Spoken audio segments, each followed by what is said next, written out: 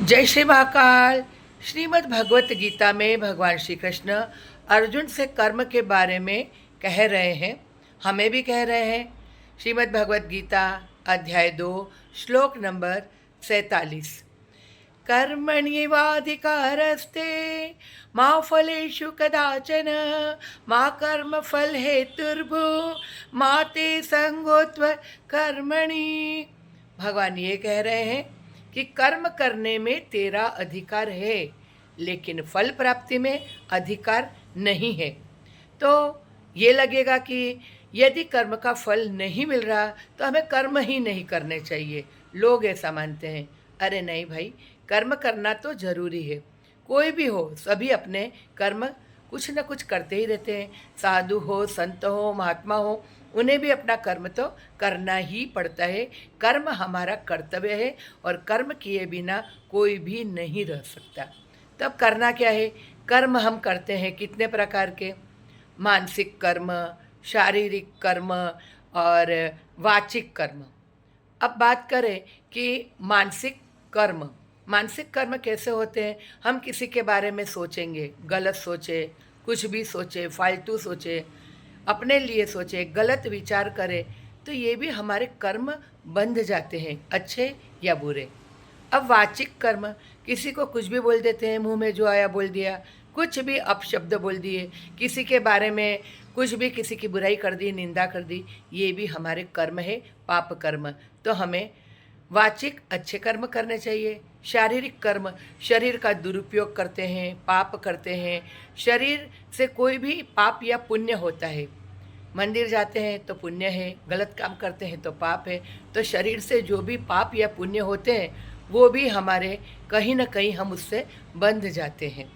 अब होता क्या है, ये ही कर्म आगे चलकर संचित कर्म में परिवर्तित होते हैं। तो संचित कर्म क्या है और प्रारब्ध कर्म क्या है, और प्रारब्ध कर्म के बाद हम जो क्रियामण कर्म करते हैं वो क्या है, इसके बारे में सोचें। हर पल हम कुछ न कुछ क्रिया करते रहते हैं, ये भी हमारे कर्म है। अब अच्छे कर्म करते हैं, बुरे कर्म करते हैं, कुछ कर्म का फल हमें तुरंत ही मिल जाता है। जैसे किसी ने किसी को एक चाटा मार दिया तो सामने उसने उसको मार दिया, किसी ने गाली दी तो सामने से उसने भी गाली दे दी, तो यह क्रिया वहीं के वहीं पूरी हो गई। लेकिन कुछ कर्म ऐसे होते हैं जो तुरंत फल नहीं देते, लेकिन वो संचित कर्म में जमा हो जाते हैं। वो कर्म हमारे जीवन और जन्मों जन्म तक वह कर्म हमारे लिए बंधन बन जाते हैं, और फिर वह प्रारब्ध बनकर हमारे सामने आता है।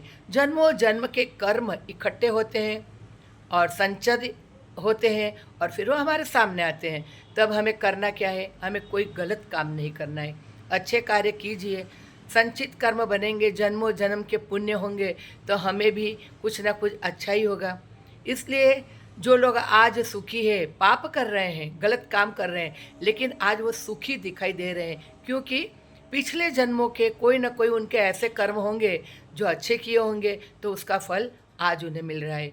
और हम बहुत पूजा करते हैं, पाठ करते हैं, मंदिर जाते हैं, लोगों की सेवा करते हैं, अच्छे कर्म करते हैं, तो भी कभी कभी दुखी रहते हैं, क्योंकि जन्मों जन्म में, पिछले जन्मों में कोई पाप हमने ऐसा किया था जो पाप आज हम भुगत रहे हैं।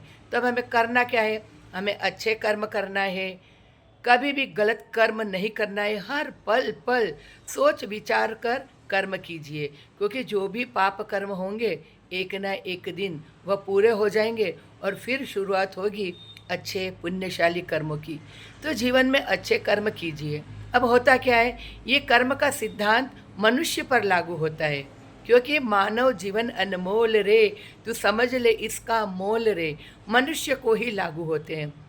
कुत्ता बिल्ली को खा जाता है, उसे पाप नहीं लगता है।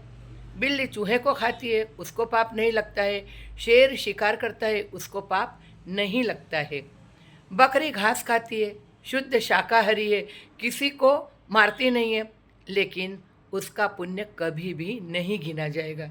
मनुष्य ही ऐसा है जिसका पाप और पुण्य का लेखा जोखा ऊपर जाने के बाद होता है, और इस जन्म में भी हमें जो सुख और दुख पड़ते हैं वो हमारे जन्मों जन्म के संचय किए हुए कर्म हैं, उसी का फल हम भुगत रहे हैं।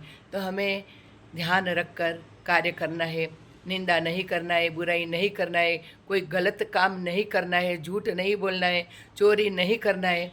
अच्छा मन साफ रखें और सेवा कीजिए, दान दीजिए, भक्ति कीजिए, एक दूसरे की सहायता कीजिए, समभाव से रहे, भेदभाव नहीं रखें, तभी भगवान प्रसन्न होंगे और फल वो ही देंगे। हमें मांगने की ज़रूरत नहीं है, क्योंकि फल मांगना हमारा अधिकार नहीं है।